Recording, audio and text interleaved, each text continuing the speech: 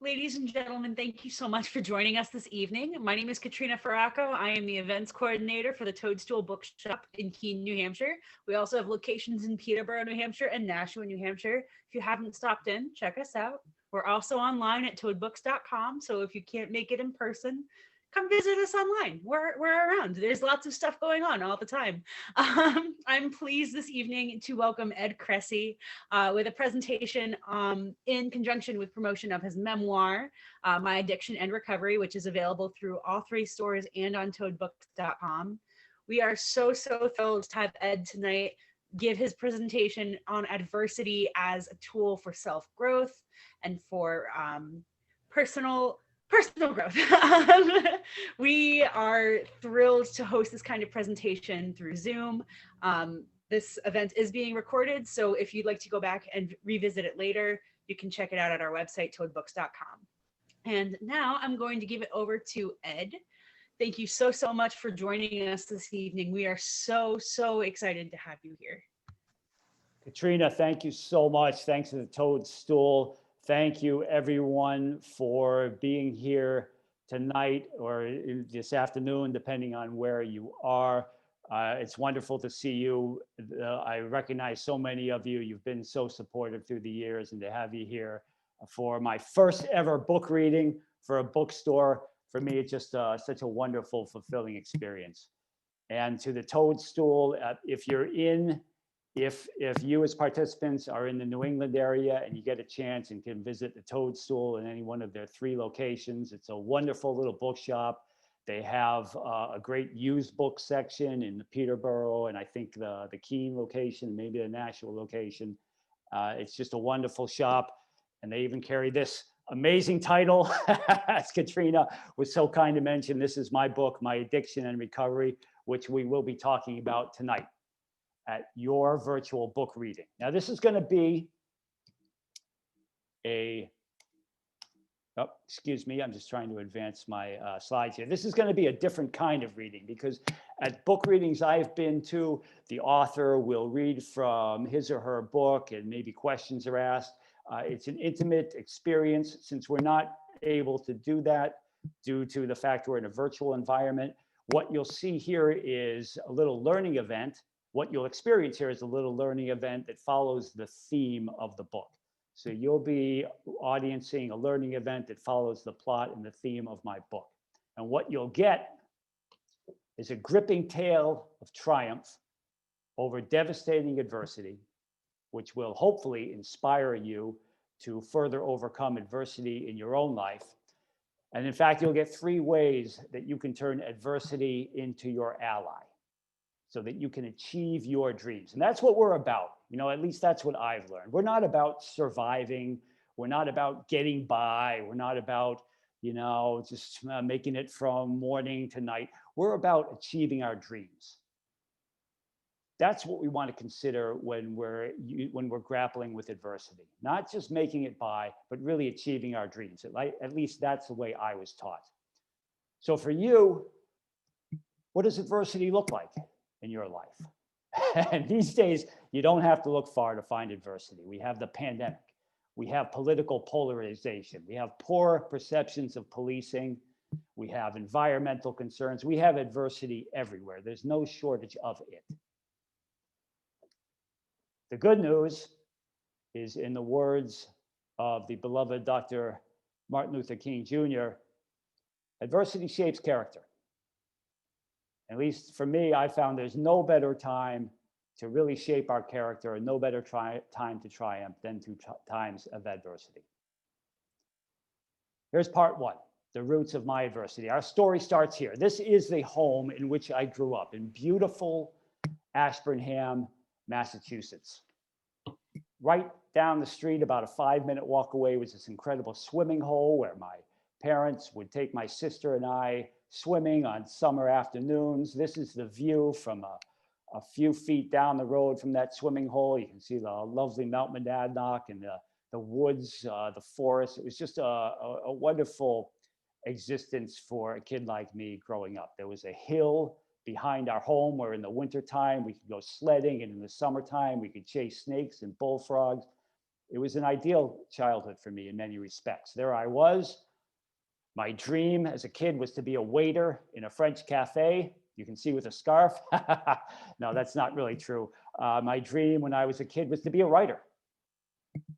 From a very early age, I admired authors like Jack Kerouac, who you see pictured here with his, maybe you're familiar with his famous book, On the Road, about a couple of guys who go back and forth between the East Coast and San Francisco. My dream from a very early age was to be a writer, like my heroes, like Jack Kerouac. There I am. I don't know how old I am yet. What happened was, when I got into junior high and high school, I just had a very hard time fitting in. I was very uncoordinated. I couldn't compete at sports and in the gym class. I was very sensitive. I would cry easily when the teacher would yell or when the school bus driver would pull off to the side of the road when the kids got too rowdy. I loved to read. I would go to the library and come home with stacks of books almost too high to see over. Now, where I went to high school, reading, crying, and being uncoordinated, that was not exactly a campaign platform upon which one might run for class president. So I started to face adversity at age 16 and even before. You know, I felt like a failure because I couldn't stand up to the bullies on the schoolyard playgrounds. I just couldn't fit in with the cliques of popular kids. I never pursued my dream of becoming a writer. Didn't fit in, and I never really took a pride in my accomplishments. I found what seemed to be an escape from my adversity, drinking. There I am at age 14. This is at a reception at my aunt's wedding in Brooklyn, New York. I was surrounded by loving family. It was a beautiful occasion, but I just felt like maybe a little alien dropped into the spaceship. I just didn't fit in, even among my close family. But when I started drinking at age 14 on this day, my cousin and his friend took me to a side room in another apartment outside the wedding reception. We had a couple of purloined bottles of champagne and a porno movie on TV. And I remember the feeling. I don't so much remember the feeling of being intoxicated, but I remember that feeling of, I believed I fit in. And here at age 14, when I'm drinking for the first time, this is also one of the first times I start really getting that feeling like I belong. It was an easy, quick, seeming substitute for my dream of becoming a writer. I followed in the footsteps of my hero, Jack Kerouac. This is the city of San Francisco, to which I went for a summer when I was 16 years old, an amazing city. My incredible uncle and his family took me in. I stayed for a summer on the Presidio of San Francisco. It's a military base of exquisite natural and human-made beauty. When I was 16, living in San Francisco for a summer, I began drinking very, very heavily. Every night, it seemed, I was at Royal Gate Vodka in parks and playgrounds with my best friend. And it was a sense of freedom. You know, I wasn't so much pursuing the intoxication of that Royal Gate Vodka as much as I was pursuing the possibilities of freedom and feeling like I belonged and feeling like I fit in. It was those feelings that associated them with intoxication from a very early age that proved incredibly difficult to break. When I got back to my home in Ashburnham, Massachusetts, now I felt like I did fit in. The guy, I'm here holding the guitar, and the guy standing next to me to this day remains one of my closest friends and strongest supporters. He's an incredible individual. He would have been my friend even if I didn't drink. But I didn't really know that at the time because I had made those associations between intoxication and feelings of belonging. There's me and my friend again. And my attempts to escape adversity through drinking, of course, they led to even more adversity. Starting when I was 16 or so, I began getting speeding tickets. I would get caught by the police drinking in the playgrounds. I would skip school and get caught. My grades started to slip is a kind word. My grades began to plummet. Started getting in arguments is another kind word. I would get in screaming matches, or I would scream at my poor parents. Started smoking cigarettes. Didn't even attempt to pursue my dream of being a writer. Relationships were based. Sorry to interrupt. If you wouldn't mind, if you're not already muting your phone, just so we don't get audio interference. I'm sorry, muting your computer. Thank you. Going back to our slide, I did not involve myself much in relationships that were not of a base nature, meaning most of my relationships revolved around drinking or partying, and community service or anything like that was pretty much the furthest thing from my mind. I felt like a greater failure. And I had even less pride in my accomplishments because this is what the drinking lifestyle was leading me into. And I had a lot of accomplishments, at least on the surface. Here I am at the University of San Francisco as a freshman. You can see that you can take the kid out of New England, but you can't necessarily take New England out of the kid, right? You got the sports team pennants there. After college, I worked for the company that was the #1 best company to work for in America, according to Fortune magazine. Genentech was a firm that treated me very, very well for the 5.5 years that I was there. I picked up a hobby. I was an amateur kickboxer. I used to compete. I got so good at kickboxing that I could, at will, repeatedly strike my opponent's fist with any part of my own face. Okay, that's a joke. I was never very much good in the kickboxing ring, but I did get to experience the sport and even go to Bangkok, Thailand, and train with some of the professionals there for a little while. I was never a professional myself, but I got to train with some of the pros. So on the surface, I had a lot of accomplishments, but deep down inside, I was always that little kid who never pursued his dream of being a writer, who never stood up for himself on the playground against the bullies, who couldn't fit in with the cliques of popular kids. This was always who I was at my core, despite my accomplishments on the surface. And I was using, all through the time of Genentech and the kickboxing, college, alcohol in massive quantities of alcohol, marijuana, cocaine, ecstasy. And finally, in 1996, when I was 26 years old or so, I began using methamphetamine. Now, when I said when I was 26, I started to use methamphetamine. I wasn't using it daily at the time, but something happened. Something happened around 2000 when I went to Bangkok, Thailand,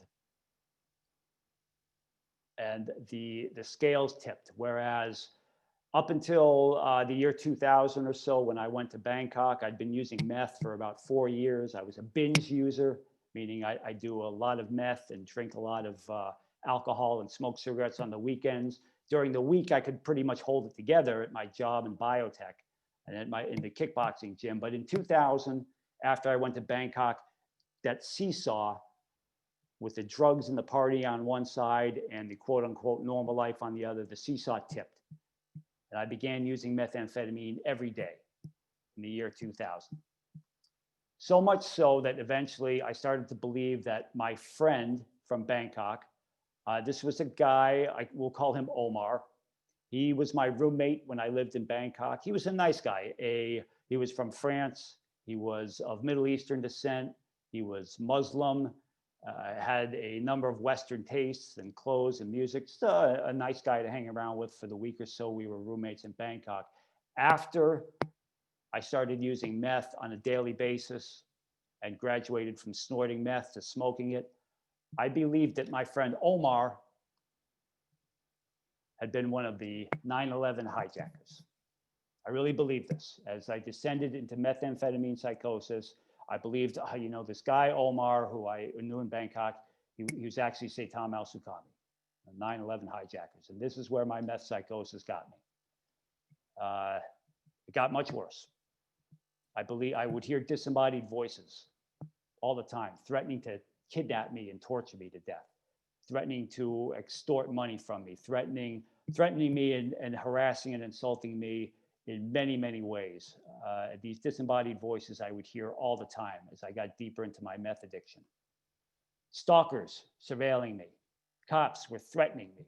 family and friends were turned against me. Now, these are all in quotation marks because these things weren't really happening in reality, but in my mind, it was truer than reality. Meaning, as I got deeper into my addiction, there really were people in my mind stalking me. The cops really were threatening me in my mind. This was all very, very real to me as I got deeper into my meth addiction. Finally, things snowballed into the point where I was absolutely certain of a vast FBI conspiracy targeting me. I was absolutely certain that the FBI was trying to pin 9/11 on me or was recruiting me for a top secret undercover operative role or any number of things because of my methamphetamine psychosis. And of course, what did that lead to? More methamphetamine use. This is the way I had learned to deal with my problems. This is where my attempts to escape adversity got me.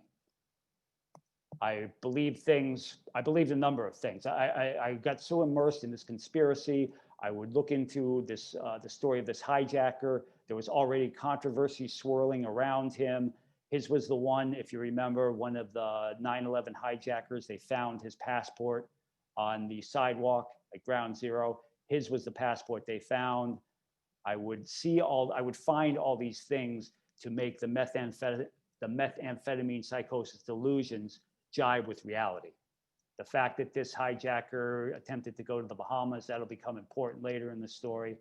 And I found information that the hijacker had visited Bangkok. So the point of this is I was so deep into my methamphetamine use as a way to escape my adversity that I made this conspiracy more real than actual reality. I believe my friend Omar was actually an undercover counterterrorism operative, and I had either met him accidentally or on purpose because I had been sent there somehow by the FBI. The point of all of this is to illustrate to you that my failure to deal with adversity in a constructive way led to this situation. And if you can believe it, it gets even worse. My full name is Peter Edmund Kressy. I go by Ed. My first name is actually Peter. So if you look at my first name, these are the things I really used to do. As I was sitting around smoking meth all night, I would do things like this. My first name is Peter. So what I did was I calculated the letters of the alphabet, and I found that since P is the 16th letter, E is the 5th letter, T is the 20th, and I add them all up, I find that my first name adds up to 64. The number 6 plus 4 add up to 10, and 1 plus 0 adds up to 1. So if you use this math, you can see how my first name adds up to 1. My first name is 1, and if you smoke enough meth, these are the things you find out. My date of birth adds up to 2. My social security number, the digits are out of order here, so if anyone has any ideas about fixing my credit, get those ideas out of your head. My social security number adds up to 3.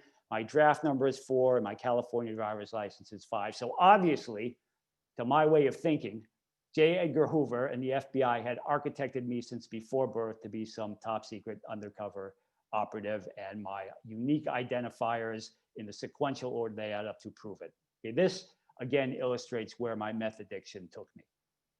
I had this beautiful dog. He was my closest companion for the several years I had him. You can see in the background of this picture, there are dogs on the mantle and in the picture frame. This is a photograph that one of my closest friends, to this day, he's my closest friend. He sent me this picture at some point. I was certain that this was a doctored picture of me. I was certain that it was in a room intended to resemble my parents' living room. I was certain that this photograph was a doctored picture of me that was intended to send a message that powerful people had involved my family and my closest friends in this FBI conspiracy against me. This is a picture from Sports Illustrated, the swimsuit issue. I was certain that this was a doctored picture of me. You can see the island, the map of the island. That is an island in the Bahamas. Remember how that 9/11 hijacker had tried to go to the Bahamas? I was certain that what the FBI was doing was sending me a clear message that they could get a doctored picture of me into one of the most popular issues of one of the most popular periodicals in the world. I was sure of these things. The guy in the photograph is Peter Butler.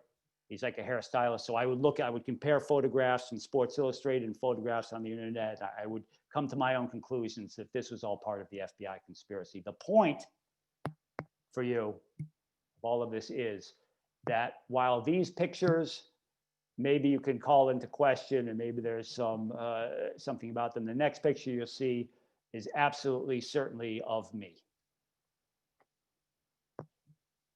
This was taken after I broke into my relative's home, attempting to steal for methamphetamine money. It would have been a repeat performance. This was the same family that took me in when I was 16 years old on the Presidio of San Francisco. I was attempting to break into their home to steal from them again. This is my home, county jail, San Francisco. I found myself stripped naked and put in a padded cell by sheriff's deputies. And I would love to add at this, I look back and I'm very grateful today to those sheriff's deputies, although I wasn't at the time.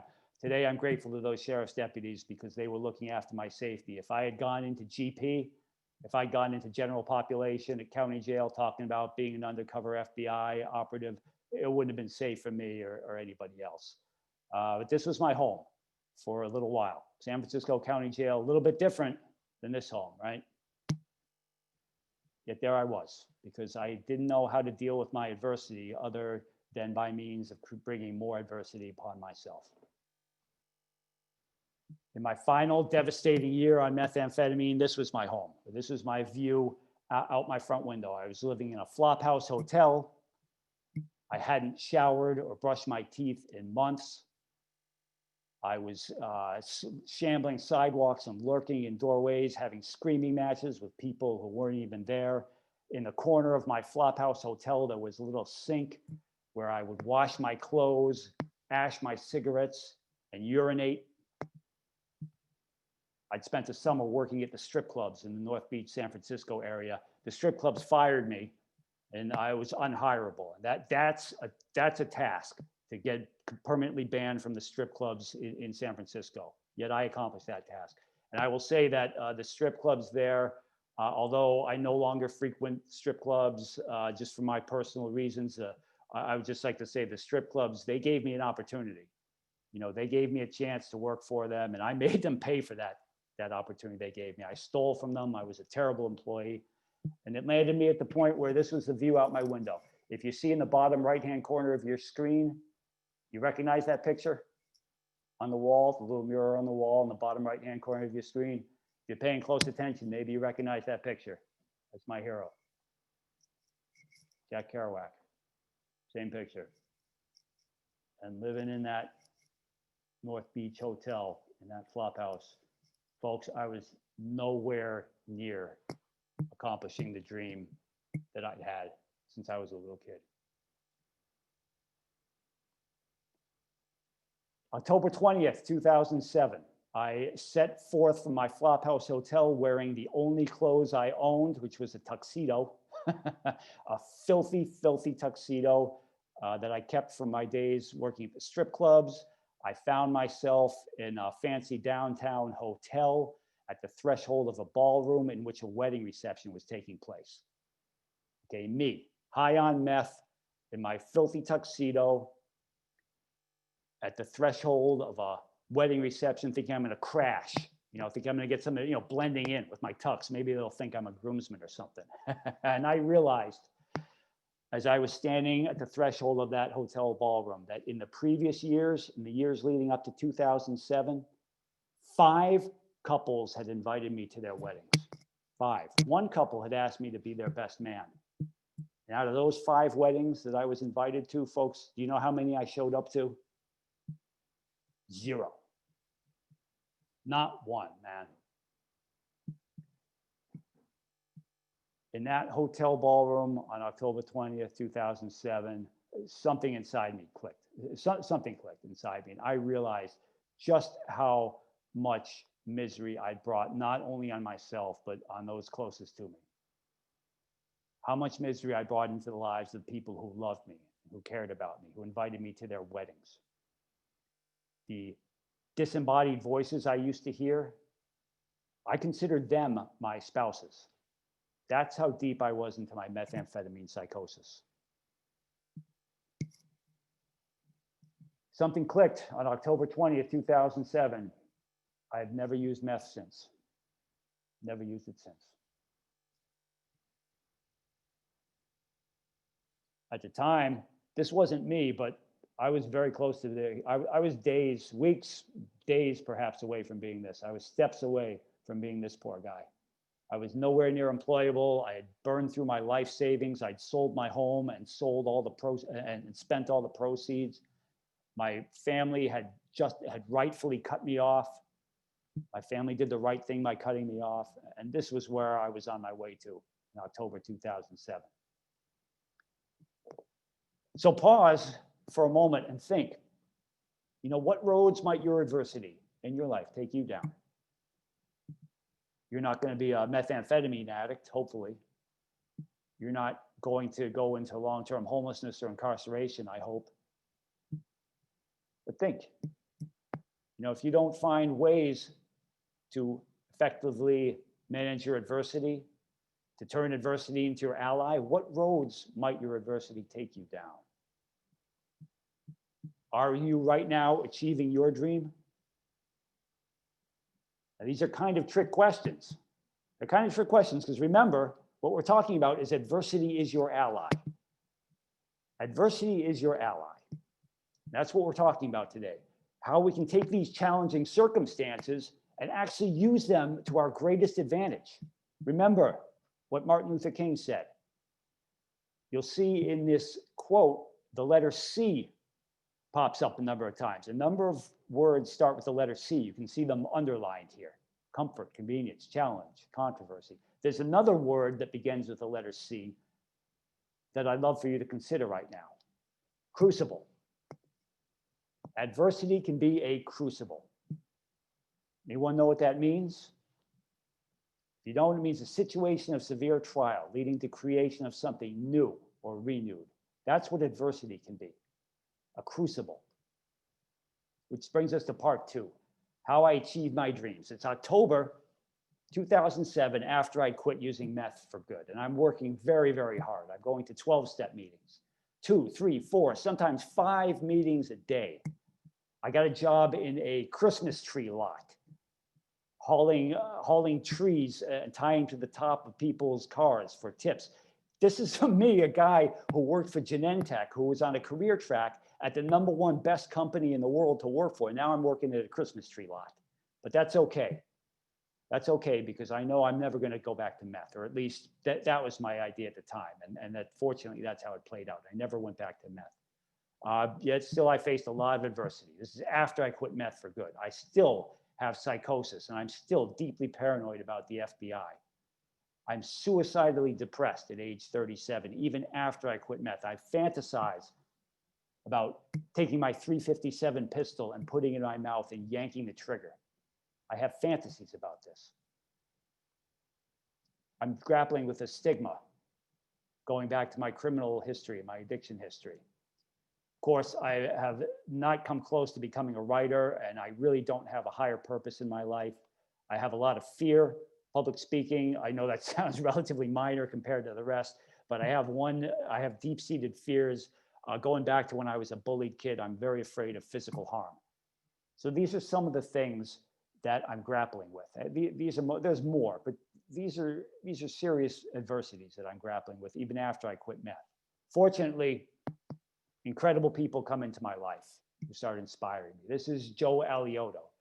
He and his wife at the time are pregnant with their first child.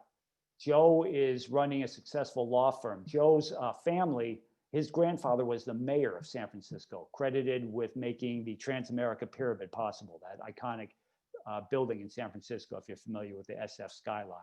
Joe Alioto and his incredible wife, Erica, they allow me not only to work on their campaign for city supervisor, which in San Francisco, a supervisor is like city council, but they take me in. Joe and Erica and others start to believe in me until I can find the strength to believe in myself. Amazing individuals start to mentor me. This is a very, very good friend of mine, Marx. He was active in the civil rights movement. He's had an incredible life. He could be doing many, many things with his life, yet Marx takes time to mentor and counsel people like me, transforming our lives and turning our lives around. This is my meditation group, the Incredible Tiger's Cave. These guys are the reason I didn't commit suicide. These guys and very little else. They convinced me that suicide would result in my regression through many, many previous lifetimes. And something about, if anybody else had told me that, if I'd read it in some book, I might have thought, okay, whatever. But because these guys, because of their lives, because they believed in me, I believed in some of their philosophies on spirituality. And that belief in spirituality and suicide and regression and past life, that was the only reason I didn't leap from the Golden Gate Bridge or put my pistol in my mouth. I'm certain of it. I became a self-defense instructor, Krav Maga, Israeli form of self-defense. I started to grapple with my fear of physical harm, going back to my days of being bullied. I applied myself to Krav Maga. It's similar to martial arts, but we call it, it's mostly self-defense. I became an instructor. I got the opportunity to coach youth in self-defense at the Boys and Girls Clubs in San Francisco. I became a servant to law enforcement. I pursued a path of overcoming my fear of law enforcement by serving them. I've done talks for police departments with messages of gratitude because of all the help I received to turn my life around. Some of the most meaningful help has come from people in law enforcement. This is a friend of mine, Lily. The man she's standing next to is formerly homeless, very close to death on the streets. Yet Lily and her colleagues in the San Francisco Police Department helped this man to the point where he's now living with his mom and having a wonderful relationship with her. He's really turned his life around. I believe he's a landscaper now. So he went from the sidewalks, the concrete of San Francisco, close to death, thanks in large part to help from cops, to being a landscaper and helping his mom in Southern California. Good friend of mine, believe it or not, this guy's an incredible individual. He was a beat cop in San Francisco. And he helped a lot of people as well through his career and after he retired. His name's Kevin. Edie, who's in the background, she was known as the kids cop. She's retired now. She would go into schools, and if kids were especially troubled, Edie would take them sometimes to Target and buy them clothes. And she would help kids turn their lives around. Edie became my friend. I did a talk recently for the Ashburnham Police Department here in Massachusetts with a strong message of gratitude for law enforcement. This is the cop who arrested me in 2004. She said a few kind words to me after she arrested me, and she got me thinking that maybe law enforcement, she was the one who helped started me thinking that I could believe in myself and I could overcome my fear of law enforcement. Her name's Renee Pagano. She's a captain now in the police force, and her and I, we're friends. I mentioned that of all the help I got to turn my life around, some of the most meaningful came from police. Some of the other most meaningful help I received came from our sisters and brothers who are or were incarcerated. The woman who I'm standing next to, she was never incarcerated, yet she has dedicated her life to serving our sisters and brothers who are serving time or who have served time. Her name is Catherine Hoke. She is with an organization that teaches entrepreneurism and employment in some of the most notorious maximum security prisons in the state of California. Catherine inspired me to transform my criminal history into a means of service. Here I am, thanks to her organization, Defy Ventures, giving a talk for Google. Along the way, I've joined an organization called Toastmasters, which teaches us public speaking. I'm overcoming my fear of public speaking by serving Defy Ventures and organizations like Google, which also supports the criminal justice reform movement. I got the opportunity to volunteer inside maximum security prisons, spending weekends coaching incarcerated persons in transformational forms of employment and entrepreneurism and personal development. I learned that these men, and I say men because when I go into prisons, it's always been men's prisons. These men, had they had the same opportunities I had in life, they would have turned out fine, I think. Once I sat down this close to them and got to know them and got to work with them, the men I've worked with, they would have turned out fine. You know, when I was a little kid going to that beautiful swimming hole and the woods and the mountain that I showed you, these kids were opening their, when they were kids, they were opening their front doors to find people bleeding to death from stab wounds on their porches. When I was going to the swimming hole, they were going to the street corner where they were surrounded by street gangs who gave them the option of either joining the gang or getting stomped. Had I grown up in their circumstances, I don't believe I would have had the courage not to pursue a life of being in the gangs or of committing. I mean, that was the life of committing crimes and doing drugs I pursued anyway. And just because of the unfair advantages that society gave me, that I ended up in places like Genentech and the University of San Francisco. I got unfair advantages, let's face it, because of the color of my skin and my socioeconomic background. Because I'm a privileged white male, I had the chance to pursue a pathway that led me to places like Genentech and University of San Francisco, whereas these guys, because of their circumstances, they pursued other pathways. The point is, the men and women who are or were incarcerated taught me that I'm not a better person than they are. I just happen to grow up in better circumstances. And this is a powerful, powerful thing for me. It seems obvious to say it, but it's different when you live it. I had the chance to live it. Curtis Norris, good friend of mine, he, while under the influence of alcohol and drugs, caused the death of his good friend. Served a number of years in prison, now is a successful entrepreneur in Oakland, California. Ernest Kirkwood, far to my left, he served 30 years in prison, murder. Stephanie Chow, standing between us, an incredible woman. She is a leader in the Toastmasters organization in San Francisco. This is taken in the lobby of the county jail, the same county jail where I was stripped naked and held in a padded cell. Stephanie, Ernest, and I started a Toastmasters group in a women's unit of San Francisco County Jail. We coach the women there in transformational skills, advocating for themselves, becoming stronger and more effective members of their communities and their families. We have been running this meeting every week since 2017. We had to stop because of the pandemic, unfortunately, but this has been an ongoing Toastmasters meeting in a women's unit of San Francisco County Jail.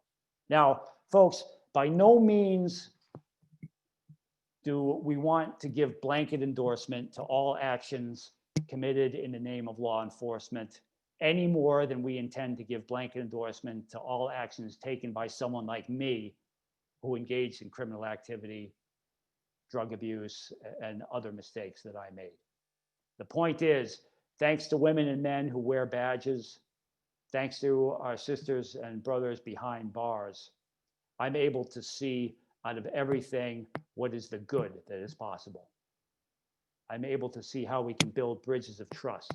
Whereas we need to address the tragedies that happen, whereas we need to address what's wrong, we absolutely need to address that. I've learned to focus on what's right, because what we focus on tends to expand.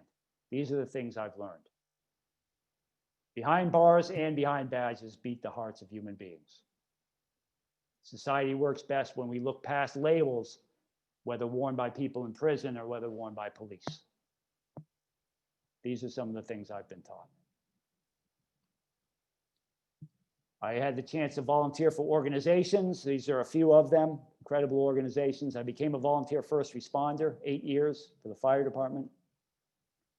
Now, I mentioned earlier, just because you're done with drugs doesn't mean drugs are done with you. So all along, I'm continuing to have intense paranoia and intense fear of the FBI. I still believe that there's a conspiracy afoot. This is, while all these things are happening, as I'm having these opportunities to volunteer, I'm still in large part immersed in this FBI conspiracy paranoia. So I became a volunteer for the FBI. I finally I decided if I'm ever going to overcome my fears, I have to face them. As I was teaching Krav Maga, the self-defense, it happened one of my students was an FBI SWAT team agent. I made it known to him I wanted to serve the FBI as I've served other organizations. I ended up teaching Krav Maga to an FBI SWAT team. So ironic that the very people I was so afraid of, the SWAT team, because they would have been the ones to kick down my door when I was in the conspiracy theory, now I'm their instructor. They nominated me to something called the FBI Citizens Academy, which is a selective program whereby citizens learn about FBI operations so we can form bridges of trust between the communities and between law enforcement. Whereas this picture, which you saw earlier, well, maybe it can be called into question. Maybe there's some doubt around the FBI website picture. Maybe there's some controversy. I don't know. The next picture you see will also be from the FBI website. And the next picture you see, there's absolutely no doubt what it represents. That's me with the director of the FBI receiving a community service award for my work to reduce recidivism and addiction in the San Francisco Bay Area. I was one of 57 Americans to be honored in 2018. The FBI, so much to their credit, recognizes citizens who raise awareness of Muslim communities, or who educate the public about Muslim communities, who combat human trafficking, citizens who keep youth away from gang lifestyles. The FBI recognizes these and other individuals every year, civilians who promote LGBTQ rights. The FBI recognizes persons like this, and I'm so fortunate I'm so grateful to the FBI for having given me a second chance and recognizing me. It's an amazing story. On the same day as I received that award, the Washington Post, I was never on TV, but the Washington Post published an article that I wrote on the same day as I received that award. Today, the reason we're here, my dream of publishing a book has come true. And not only that, my dream has come true in service to others. So think, what roads might your adversity take you down? Because it could take you down some pretty good roads. Your adversity, when you use it as a crucible, can take you to some pretty amazing, remarkable places, bad and good. Remember what Martin Luther King said, adversity shapes our character. Adversity is a crucible. That's what I was taught. That's what I learned, and that's what I've been so fortunate to embody in my life. If you look through all these things that I grappled with, you can see a lot of them directly relate to the ways I was able to accomplish my dreams. The FBI paranoia, if I'd never been paranoid of the FBI, I never would have been able to go to Washington, D.C. and serve incarcerated persons via my work with the FBI. If I'd never had suicidal depression, I might not have gotten so immersed in my meditation group, these wonderful individuals I've met, and the incredible practice of meditation that I maintain to this day. If I never carried with me the stigma of having a criminal and addiction history, I might never have been forthcoming about my history, and I might never have had the opportunity to serve our sisters and brothers who are incarcerated and to help people who are addicted. So you can see that my adversity directly relates to some of the opportunities I've been given since I quit meth in 2007. Now, we'll finish in a final part of this event with 3 ways you can transform your adversity into your ally. Now, these are only suggestions. If anything you hear makes sense to you, that's great. If not, discard everything you hear from me in favor of what does make sense. Keep pursuing and finding your own path. These are just suggestions based on what worked for me.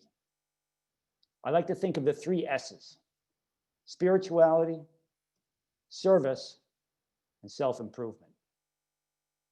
If whatever I'm doing in life falls into one or more of these categories, if whatever I'm doing in life incorporates one or more of these 3 S's, then I know by and large, I'm probably on the right path. Let's look a little bit closer at these 3 S's. Spirituality. Spirituality is whatever you want to define it as, should you choose to pursue a path of spirituality. This is what I was taught. I was taught, among other things, that anything non-material can be spiritual. You know, if there's a spiritual presence, if we choose to believe in a spiritual presence, it is alive within us. Now, I took a path, I met with a lot of persons from faith-based organizations, with Zen practitioners, Buddhists, rabbis, pastors. They were all awesome. They were all amazing people from whom I learned so much. But we don't necessarily need a faith-based organized religion. I think they're great. I'm a member of a faith-based community myself. I love it. Yet if you choose to pursue spirituality, you know, if there is such thing as a spiritual presence, if you choose to believe that, she or it or he or whatever is alive within inside of you. It is alive inside of you. And you can find and tap into that spiritual presence. And that's important. Spirituality can help you achieve your dreams by giving you faith, by giving you courage. And when you pursue your dreams, at least so far as I've found out, there are times you're going to need faith and you're going to need courage. Remember, in the words of my hero, Nelson Mandela, courage is not the absence of fear, but the triumph over it. In pursuit of your dreams, you will face fear and you will need to have courage. Spirituality will give you that courage. Another great way to put it was the words of Maya Angelou. You know, to me, that's so true. Without courage, it's hard to practice any other virtues. I'm not by any means heroic when it comes to practicing virtues, but when I do practice virtues, I find that Maya Angelou's words ring very true. The second S is service, your proposed definition.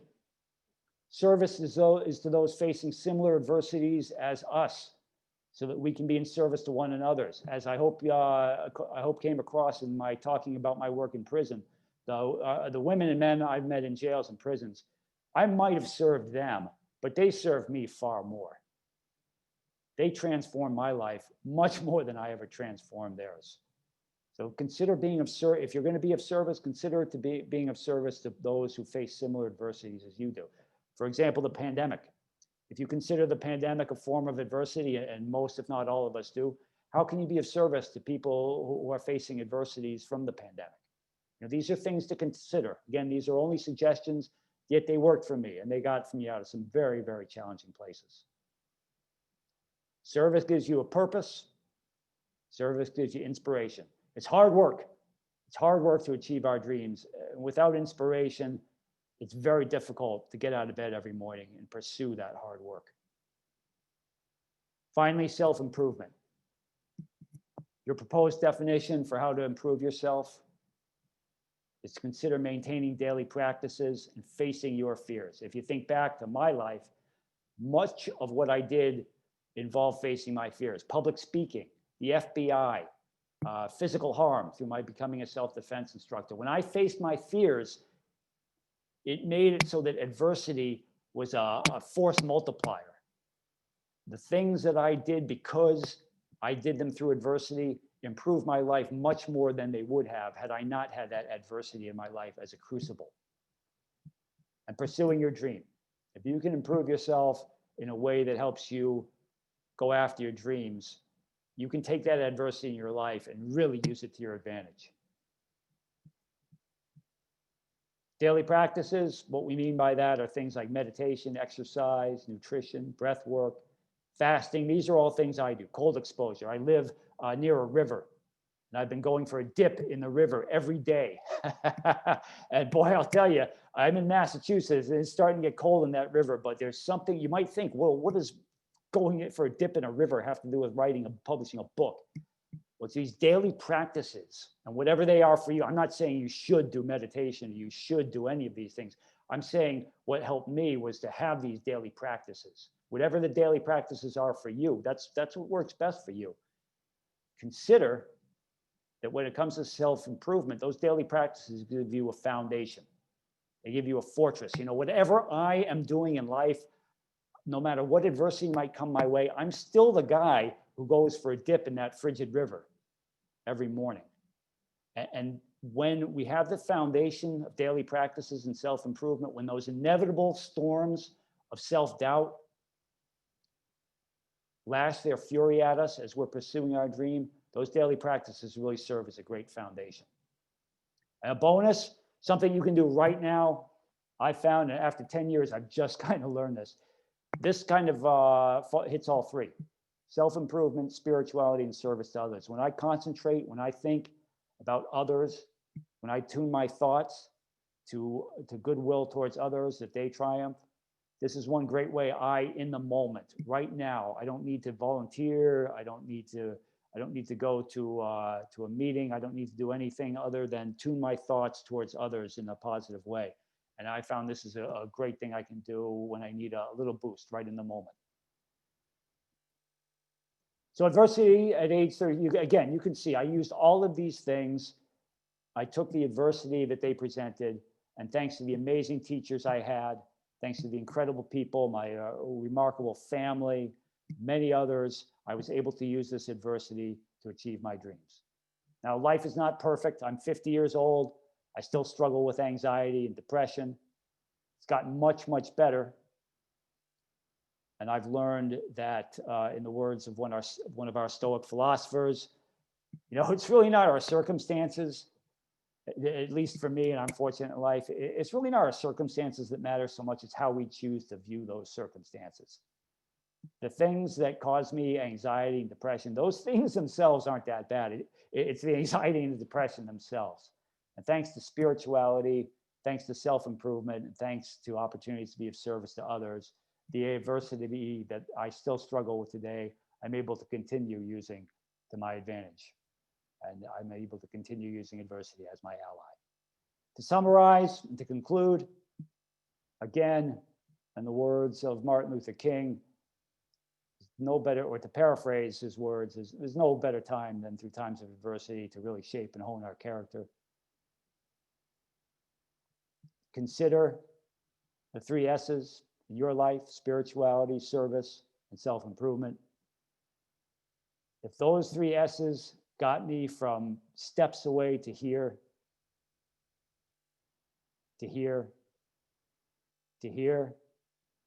then the 3 S's have the potential to work some near miracles in your lives too. To where we are now, I've been so fortunate to have been able to donate 450 copies of my book to incarcerated people. I continue to assist law enforcement better serve communities that are marginalized, and I'm able to help others who struggle with addiction. So the question we'll leave you with: how are you going to transform your adversity into your ally? How will you achieve your dreams? Thank you so much to the Toadstool Bookstore. I'm sorry, the Toadstool Bookshop. Thank you so much. Again, if you haven't visited the Toadstool, either online or in person, it's really worth a trip. They're an amazing group of people. They're an amazing couple. They're amazing 3 bookshops. I just wanted to share with you one wonderful thing. A great author, or an author who's doing very, very well right now. He's written an incredible book. He was one of my Krav Maga students. He was so kind to take, he's very, very busy right now with all the success of his book, yet he took time to read my memoir, give me this very nice endorsement. And I just wanted to give a little shout out to a good friend and a remarkable author, James Nestor. I left my email. If you want to contact me, if you don't have my email already, please feel free to reach out to me. I'm here for you, especially if you or someone you know love is struggling. In the last couple of minutes, I'm going to turn things back over to the incredible Katrina.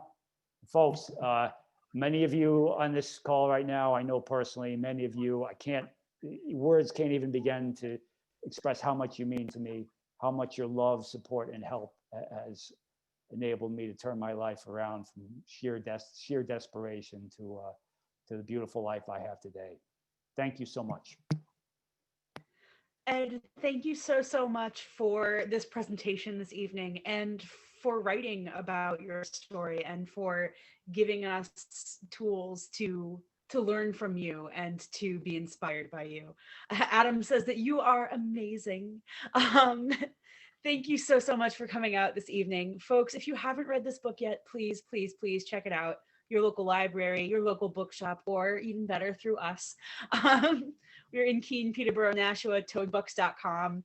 Ed, thank you again so much for a really thoughtful and thought-provoking presentation this evening. I really look forward to reading this. Thank you all so much for coming out this evening.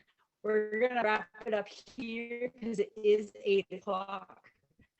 Once again, Ed Kressy, My Addiction and Recovery. Please read it. Please enjoy. Thank you